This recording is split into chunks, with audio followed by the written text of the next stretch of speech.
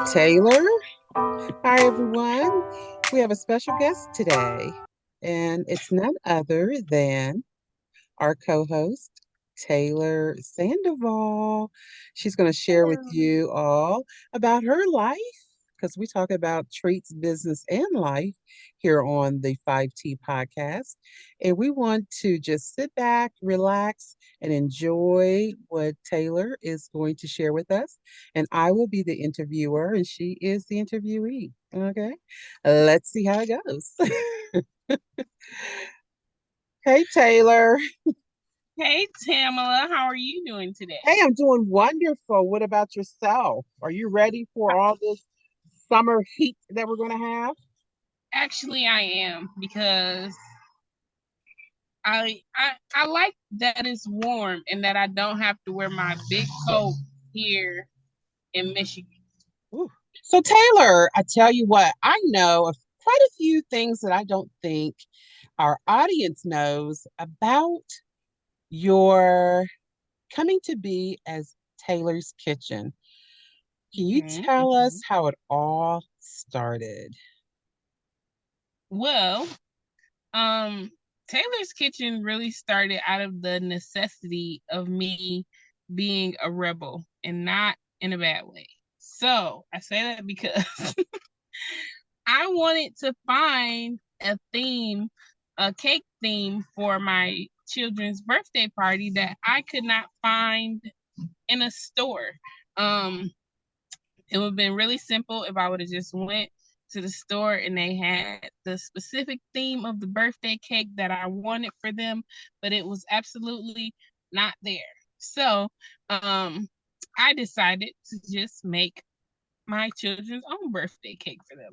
And let me tell you, I was like, okay, so the theme was like Veggie Tales, right? And so I'm like, I'm gonna make a Bob the Tomato cake. Now, have you ever seen it? Of course, Pinterest has been my friend for a very, very long time.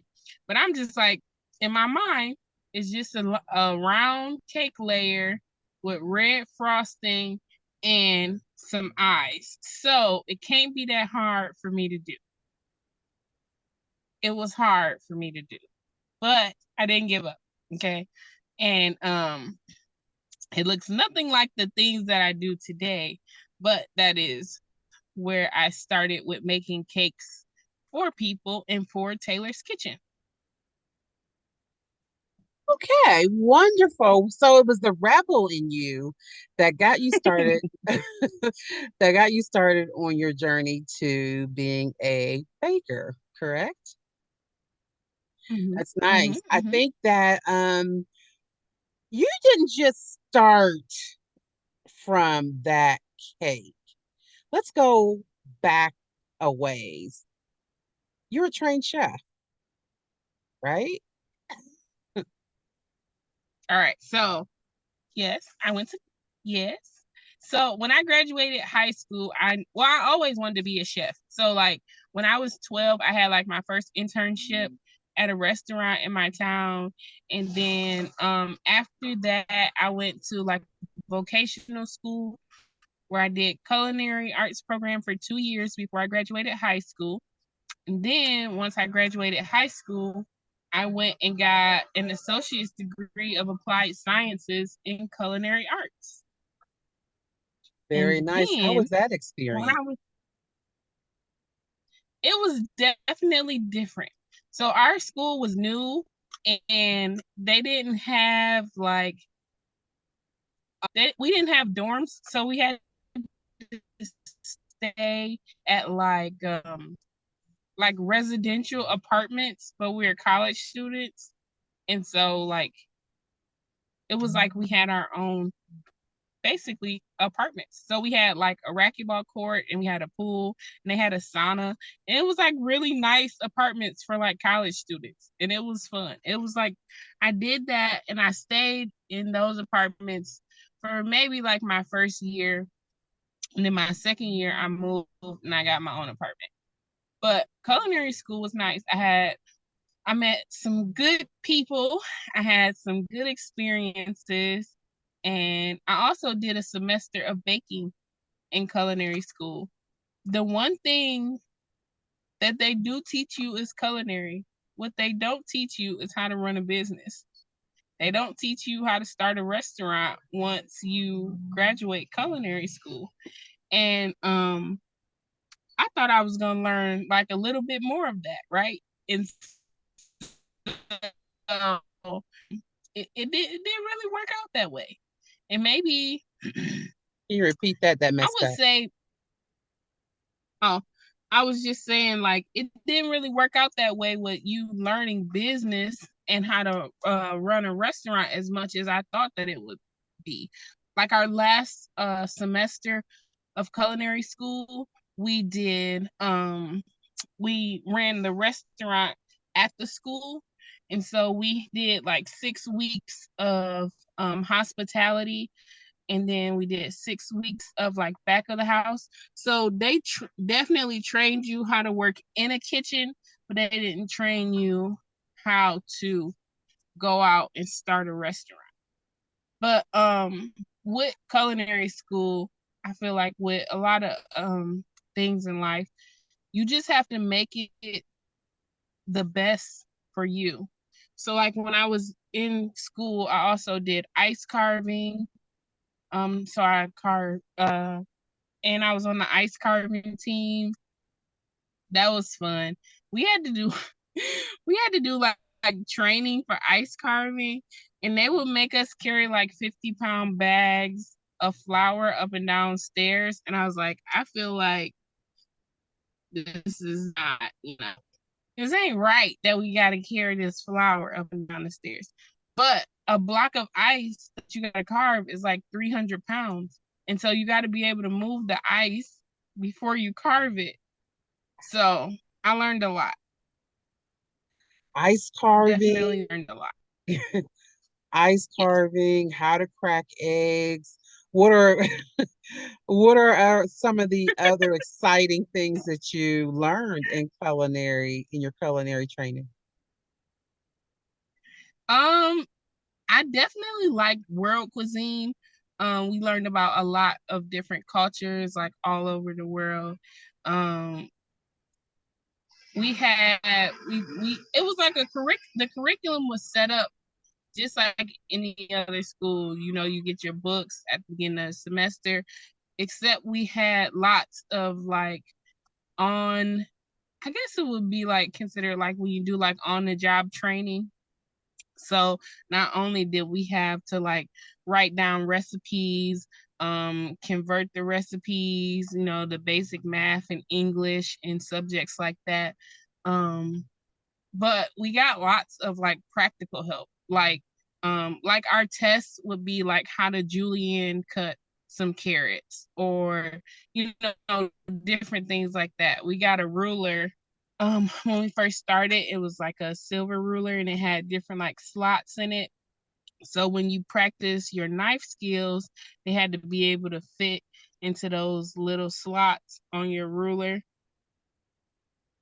And we got our like a knife bag when we first got in as one of our toolkits, and gave us a bunch of knives to walk around and take to class every day. But it was fun. It was a good experience. How long was the experience a whole from start to finish? So for an associate's degree, it was 2 years, which is what I got. And then they had another program where you can get a bachelor's degree in applied sciences. And then you can also just get a certificate in baking. And so the baking degree was shorter, and we were required to take one semester of baking while in college. And I thought that like decorating the cake for like the first time. Okay, so you are definitely a multifaceted person. You have so many irons in the fire. I just don't see how on earth do you do all that you do in a day. Can you run down a typical day in the life of Taylor?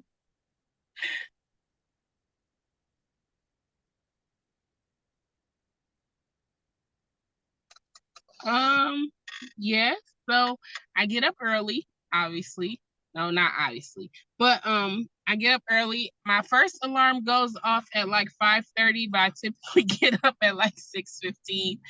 And then I do some reading with a book club that I'm in called the Morning Meetup Book Club. And after that, I do like devotional and prayer and things. And then I get my day started. I let my children like sleep in. Oh, because they're homeschooled. Okay, guys. So my children are homeschooled. And so I let them like sleep till like 8 or 9. They normally wake up by like 8. And then and from like 9:30 to 1, we do homeschool.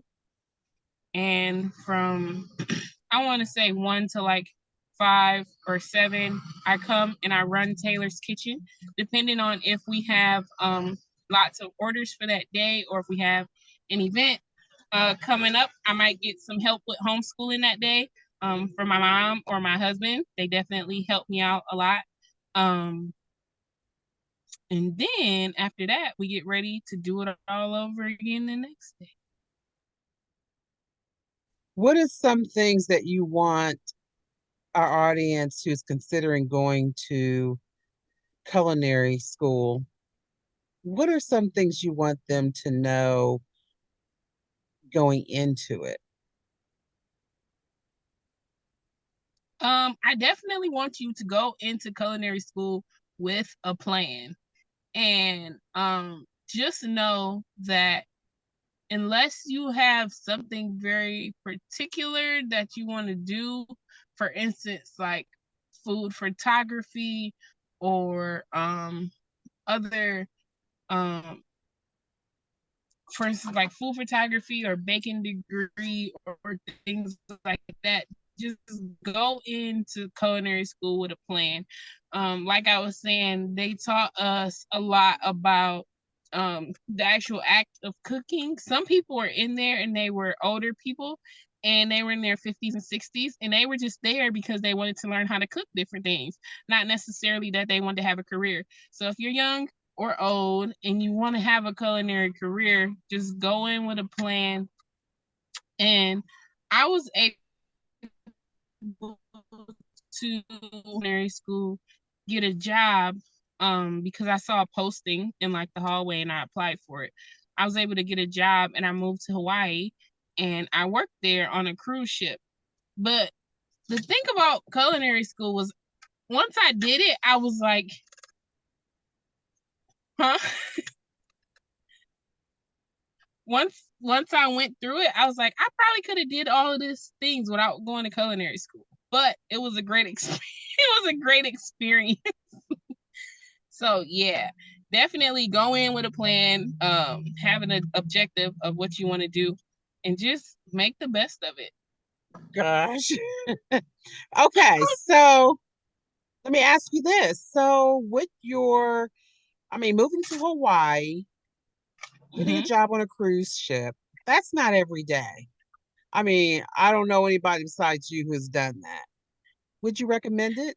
Did you have exciting time? What's the one takeaway that you would like to share? So yes, I did have a very exciting time. Um, Working on a cruise ship is definitely not the experience of going on a cruise ship. And I just know that from working. Like I never took a cruise outside of working there, but I know I work at least 90 hours a week. And it's not really, but like I did get to have some experiences. So like say for instance, because I knew how to ice carve, I was able to like I to do some sculptures for some parties and like get some nights off and like get some extra pay. So that was a good thing. And then like I was able to do like go to like a luau and I was able to just go and like visit some places. But you do definitely work a lot. But you do make good money, especially if you're going there and you're right, like out of culinary school. I didn't have an apartment. I didn't have anything like at home. So if you're like a single person and you want to just like make some money and travel, I definitely recommend you like going and work on a cruise ship. Like I said, I worked at the one that was in Hawaii, but they have them like international cruise ships, then they have national cruise ships, and like just go and have fun That and sounds like an enjoy. excellent, excellent idea. Like someone wants to do a gap year. Why not go and work on a cruise ship, right? Yeah, it's so many different jobs too. It's not just culinary. You have like, well, you have a hospitality team if you don't want to cook, and then you have the greeters, and then you have people that just do, life what's it called when you just stand by the pool, lifeguards all day, and then you have entertainment because you gotta think it's people that are comedians that go on cruise, and that work on the cruise ships. So, or tour guides, it's people that like work in the engine room. So it's like literally like a floating city. So like it's so many jobs that you can like choose from. I met a lot of people from other countries that worked there, and they would just send their money home every week to their families. And like once you go through the currency exchange rate, they were like living large, and they would go home. Like I met a lot of people from the Philippines. Still say though, A some of lot the of craziest pause, things happened pause. when I was there. You said you met a lot of people from different countries. Where? Yeah, like it was a lot of people from the Philippines that worked there. But like one day I walked out and it was like a bunch of people in FBI jackets, and I was like, so what's you ever feel like you're in a movie and you're the only person that don't know what's going on? So like I found out that this cruise ship was not paying the international people how they were paying the people that were like from America. So that was like one thing that happened when I was there. It was like a big sting, and they came and did this like raid of the boat, and I just was like walking off to go like have lunch, and it was just FBI agents everywhere, and I was like, That's not good. I don't it's That's not not good. good, it's not good. And then like it was I'm not trying to discourage anybody from going on a cruise ship, okay? But like it was also this guy who was like recording people as he was like giving them massages. And like I was going out again one day, and like it was a bunch of police officers there, and he was being arrested. And so I'm just like, You only worked there for what? I only worked there for like 6 months. No, 8 months. But I feel like every experience that I could have had in those 8 months like happened. Like it was crazy.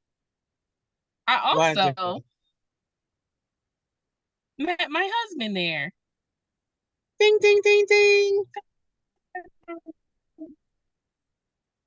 which is why I only worked there for 8 months and never went back. Oh, it's so Ta-da! sweet. That was nice too. Very nice. Yeah. Yeah. So that was my experience working in Hawaii. I feel like I had every experience possible when I was there.